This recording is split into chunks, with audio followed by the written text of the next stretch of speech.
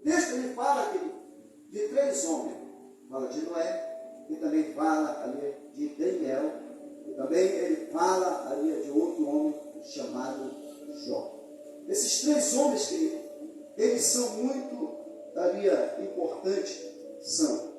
Mas eu fiquei perguntando para mim mesmo, porque o Senhor diz aqui, se Ele enviar uma peste, se Ele enviar qualquer praga sobre qualquer terra, aí que a terra não venha dar fruto, Ele diz que ainda que esteja esses 3 homens lá, eles não vão poder fazer nada a não ser salvar a sua própria vidas. Então, creio que você entenda aqui nessa noite, irmão, que cada um de nós somos responsáveis pela nossa salvação. Cada um de nós temos que lutar para alcançar o céu. Nós temos uma carreira e cada um tem que chegar lá. Agora, para você só dizer que vai não é importante. Você diz assim, eu queria chegar tanto a conhecer o presidente da República, dizer que vai é muito fácil. O difícil é chegar lá com ele. Então, ir morar no céu também, querido, dizer que vai é muito fácil. O problema é chegar lá. Porque para chegar lá você tem que passar por alguém. E esse alguém, ele conhece você e eu por dentro e por fora. E a Bíblia diz em Mateus 7:21, nem todo que me diz Senhor, Senhor entrará no reino do céu, mas aquele que faz. Não adianta dizer que faz ali, que é, mas aquele que faz a vontade do meu Pai que está no céu. Então você aqui, com certeza, espelho, eu posso dizer assim, como algo para ficar lembrado. E aí eu comecei a dizer, por que, Senhor, que não entrou outras pessoas, só apenas esses 3? Porque também Elias não entrou, porque Elias foi um homem de fogo. Elias foi um homem que confrontou 400 profetas de Baal. Por que tu colocasse Eliseu também, Senhor, homem da porção dobrada, para libertar o povo? E o Senhor falava para mim, é só para estudar um pouquinho, que tu vai descobrir. E eu entendi que esses 3 homens aqui sobreviveram em lugar que ninguém jamais sobreviveu. Então, se você está aqui, quero te dizer, a mensagem está dizendo, você é um sobrevivente, nem sabe.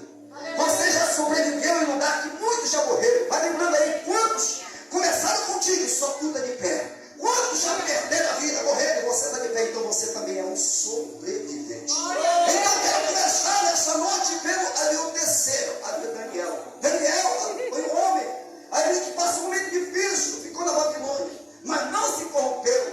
Ele conseguiu conquistar o coração ali do rei para não comer os manjares do rei. Mas a Bíblia diz que ele alcançou graça. Mas também Daniel foi um homem ali que foi cobiçado. Eu vi alguém falar aqui que tinha inveja. Isso é muito sério, porque tem pessoas que querem ser usadas na mão de Deus, mas não quer dar lugar para ele. Quando vê alguém dando lugar, ele fica com inveja. Ei, filho, não precisa você pagar a luz, brilha a minha, brilha a tua, é só dar lugar para ele. Porque ele tem algo para todo mundo nessa noite. Então Daniel, querido, foi um homem que chamou a atenção dos reis. Mas tinha pessoas ali que não gostavam de Daniel. Tinha pessoas ali que começaram a procurar em Daniel falha. A Bíblia diz que eles tentavam achar falha em Daniel e não conseguiram. Imagina, querido, amados irmãos, comigo hoje, um homem, posso dizer quase perfeito, porque não tem homem perfeito, só Deus. Mas a Bíblia diz que procurava achar falha em Daniel e não conseguiram achar falha. Mas alguém planejou, vamos fazer algo. Nós descobrimos que ele gosta muito de orar. Ele é um homem que ora. Traz cuidado que quando você começa a orar, o diabo fica furioso. Mas não pode de orar não. Porque o Deus que você serve é maior. Porque o Deus é de você. Não se importa com isso. Apenas continua fazendo o que Deus mandou você fazer. Que o resto ele cuida. E a Bíblia diz que tem um cara ali levantar ali, assinar um decreto ali. E o rei, sem saber, assinou aquele decreto. E o decreto era esse, dentro de 30 dias, ninguém poderia adorar outro Deus. Daniel, soube disso, a Bíblia diz que ele entrou no seu quarto, deixou a janela aberta e continuou a orar. Sabe por quê? Porque ninguém vai parar você, ninguém vai me parar nessa noite, porque Deus te chamou para você ser um adorador, e adorador não se cala. Adorador, ele não se rende, adorador, ele sabe a forma de adorar o Senhor, de glorificar o Senhor. A Bíblia diz que, aleluia, o decreto foi assinado, pegaram Daniel ali orando, levaram até o rei. E o decreto quando dizia que se alguém foi pego, fazendo uma petição, era lançado na cova dos leões. E a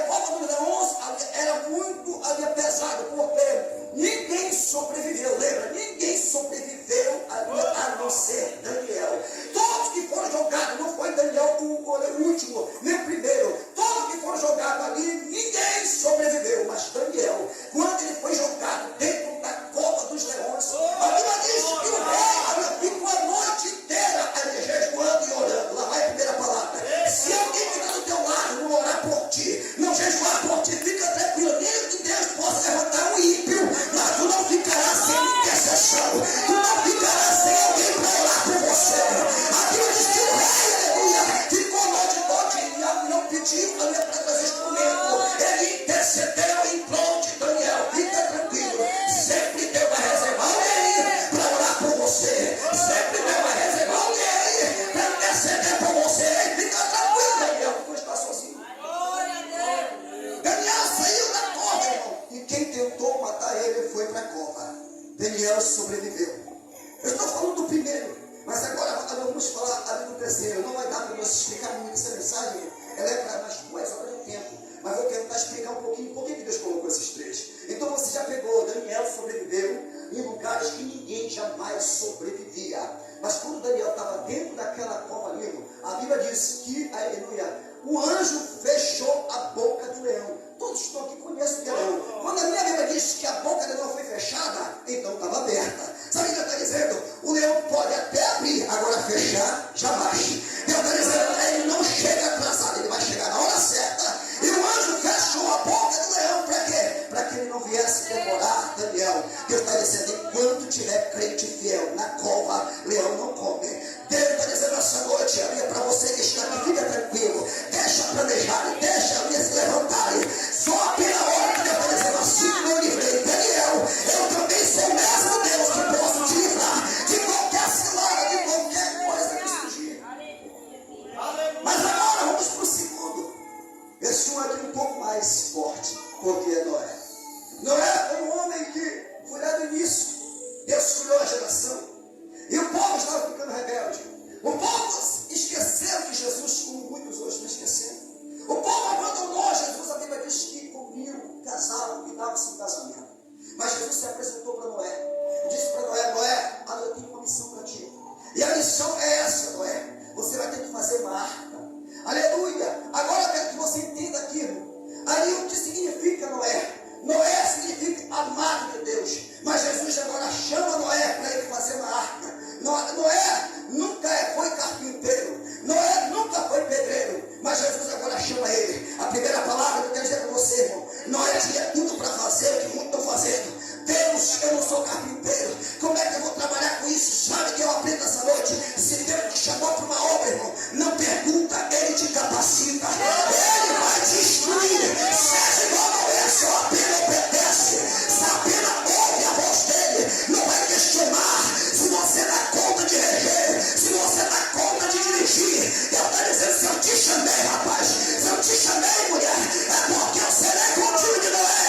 Eu vou te dar o cumprimento da arca, eu vou te dar o cumprimento da altura, vou dizer qual é a madeira, vou dizer qual é o perfume que você vai colocar na arca. E agora Noé continua fazendo a arca de Noé. Ele corta a madeira, junto com seus filhos. Ele agora está lhe aprontando a arca. Mas ao mesmo tempo ele está pregando. Por quê? Porque aleluia, viria uma chuva naquela época, não chovia tanto. Jesus estava falando que ele ia derramar sobre a terra a chuva, que ele mudar a terra. Se fosse nós, será que nós ia acreditar? Muitos não iam acreditar. Porque hoje tem muita gente que é igual promessa, só acredita se tocar, se ver. Mas crê que aquilo tem fé. Se você ali é bem-aventurado, não são aqueles aí que apenas viram, mas aquele que não crê e acredita.